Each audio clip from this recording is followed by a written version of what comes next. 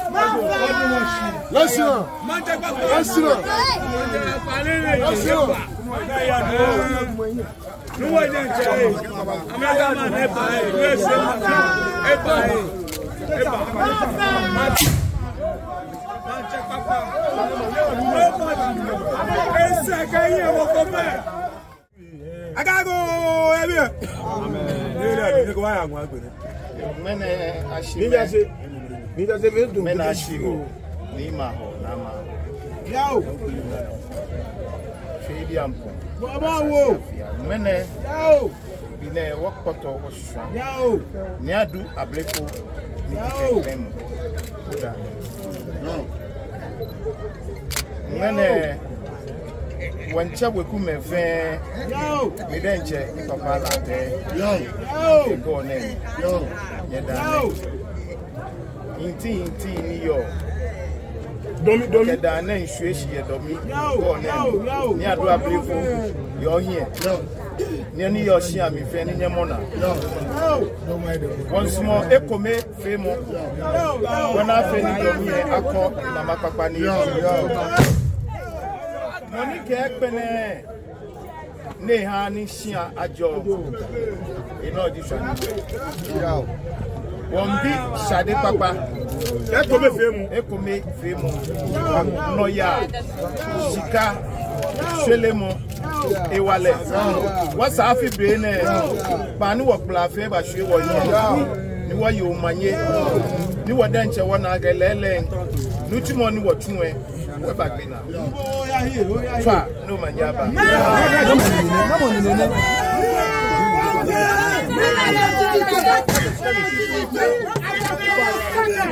yo mene afi juno ke ha domi ageke gashan ni egbina inochi enyo domi swan epoto eswan wo mene woba poto wo swan nka me ye ojugban eja keshi intri na aniji youth ni your mami e sanu what trainer me na to onu tumo yi aha me eja keshi kanu tumo ba me here no ni ha ni basabasa ba shika begbele ni nu tumo ba ni youth efen na nu tumo atun e mami ba jo iwo insmo ake beke gbiona magbla youth keni na meja keshi ameji me ni wo ba shi wo se wo ha ke wo nye wo sa me eni to ake wo se efite iwo san wo nye wo ko ame no one na youth na kani nye wo se